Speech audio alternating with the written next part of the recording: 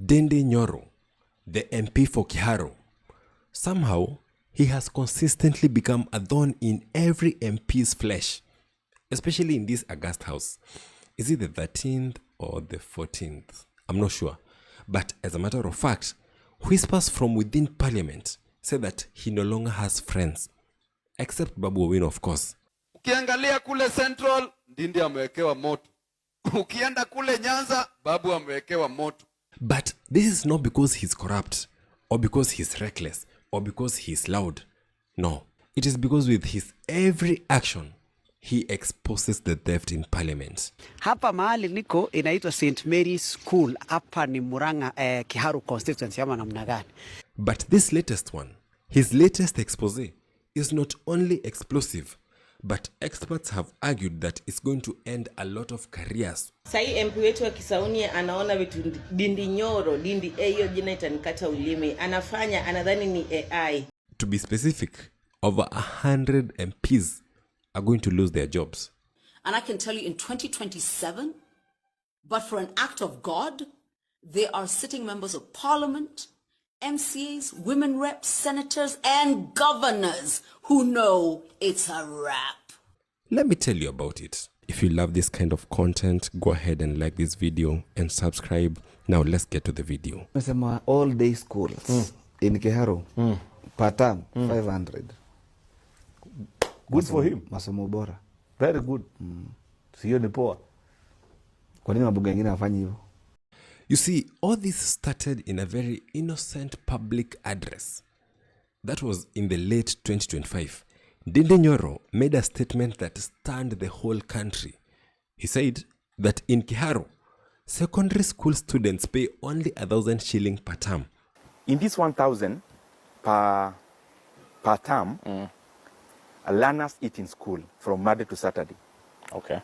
And they also eat chapati every last Friday of the month. Every. Wow. And then we also do a motivational program where every best performing and every best improved school, we take the principal to Dubai.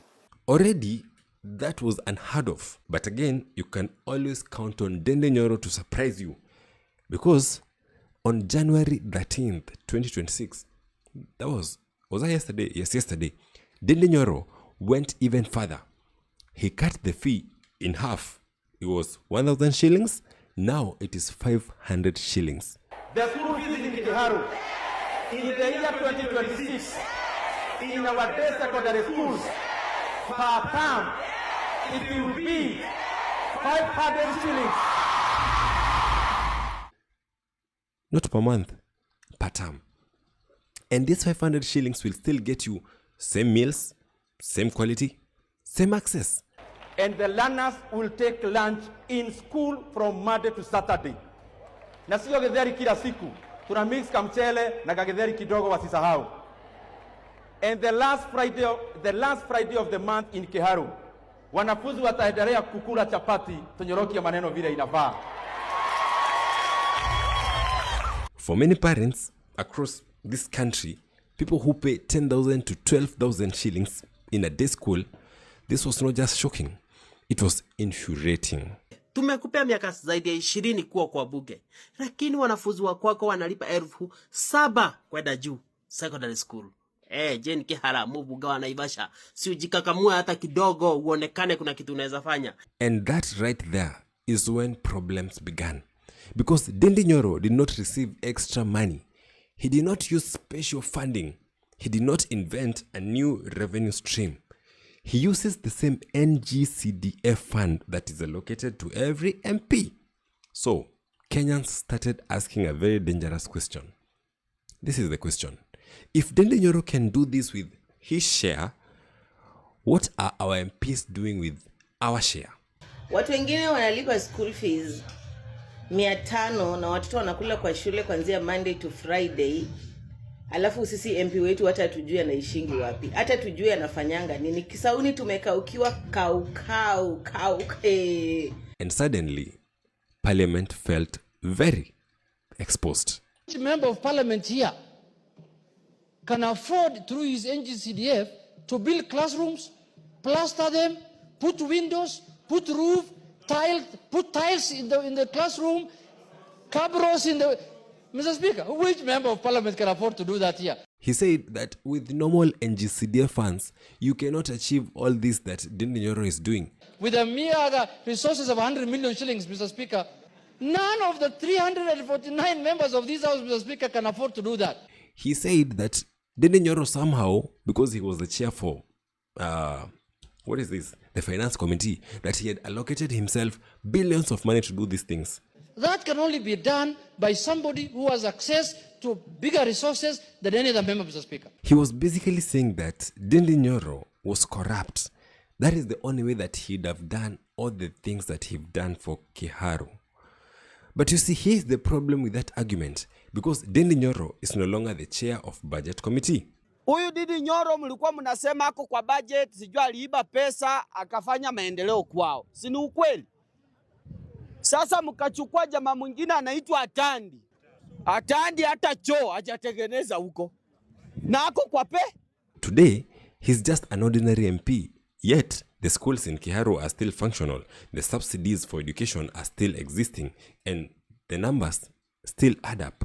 So, the lie collapsed. Junet, shame on you. Mujipange, mtu asikudanganya Ndindi Nyoro afanyangi maendeleo. Endo angalie shule huko, ni gorofa. Huko kwenyu kwa kina Atandi kuna gorofa. You see, Ndindi Nyoro did not just subsidize education. He exposed parliament. Because if all MPs receive equal amounts of NGCDA fund, then only two explanations remain. Explanation number one, that Ndindi Nyoro is a liar, is a thief, is many things. Or, most MPs are stealing. And the evidence is pointing towards the second option. Yeye ndio anapewa pesa nyingi zaidi. Ndindi Nyoro anapewa pesa nyingi kuliko wabunge wengine. Yes.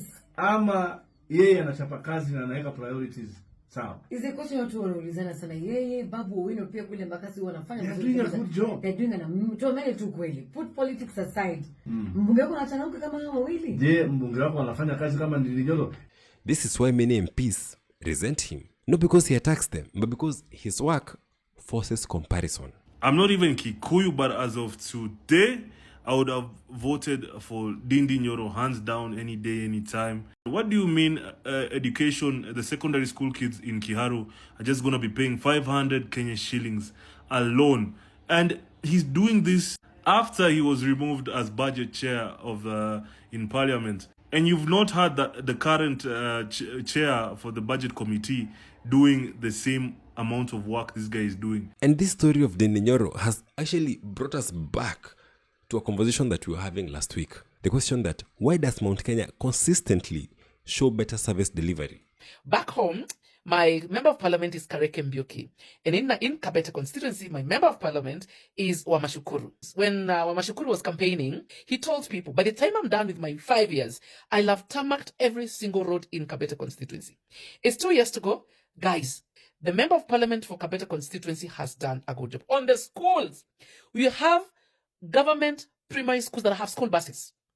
The schools are doing really well. And then I asked myself, does the Kabete constituency member of parliament and the Mara constituency member of parliament, Mara is Kareke Mbiuki, do they get the same amount of CDF? Because the two constituencies are worlds apart. The real difference is actually the voter. I like how Carol Mutuko explained it. The only people who hold the people they elect to task is Central Kenya. I do not know much and I do not hold brief for Central Kenya, but this much I do know. Nobody holds a political grudge like Central Kenya and Central Kenya women. Ask William Kafogo. Nobody holds a political grudge like Central Kenya. Ask Amos Kimunya. Because let me tell you, most Central Kenya politicians know if they're lucky, they'll get 2 terms if they're lucky. Ain't nobody in Central Kenya thinks that this thing is a given. In her words, you cannot play with the Mount Kenya voter. The Mount Kenya voter, one, demands campaign promises. They're going to follow through. They're going to follow you and ask you, you promised this, why haven't you done it? And guess what happens when you do not deliver? They punish non-performance. Like, they don't joke with you. And that's why in Mount Kenya they say that there's no harder thing like getting a second term. In the words of Caroline Mutuku, ask Kabogo. But in parts of this country where a member of parliament who receives money that you have been taxed and does not use it to improve your lives, where that person all of a sudden is treated like, oh, you wonderful person, we're so honored you came to our wedding, we're so honored you came to our funeral. Why? Why? So here's the uncomfortable truth. This is not just a story about bad MPs. It's a story about citizens who tolerate theft. In many regions, MPs disappear after elections, projects stall, funds vanish, and then voters stay silent until election season, when the same leaders are re-elected. Ndindi Nyoro did not just shame MPs, he shamed voters who enable such people. As a voter, you must be proud enough to continue to hold the person you elected into office to account. And maybe just Kejisea has opened the door for us. We're not mad enough yet. No. So, whether MPs like it or not, the benchmark has been set. Every MP will be asked, if Ndindi Nyoro can do it, why can't you? Meanwhile, your members of parliament, the last time they changed one desk in a school was like 25 years ago. Ndindi Nyoro has handed Kenyans a blueprint of what is possible if you actually vote in a member of parliament who is dedicated to service delivery. Wakamngoa kama chair wa budget. Hao wengine wenye wamechukulia usakani sasa hivi wamefikisha wapi? Shule wamejenga, barabara wamejenga. Nini wanafanyia wananchi wao? But after seeing all this, after seeing all that is possible, you still re-elect lazy MPs, you still reward theft, and you still accept excuses. Then the blame no longer lies in parliament. It lies with you. If two things don't piss us off between now and 2027, health and education, we deserve whatever we get. We deserve exactly what we get. Ndindi Nyoro has done his part, but 2027 will actually tell us whether Kenyans have decided to do their part. Subscribe.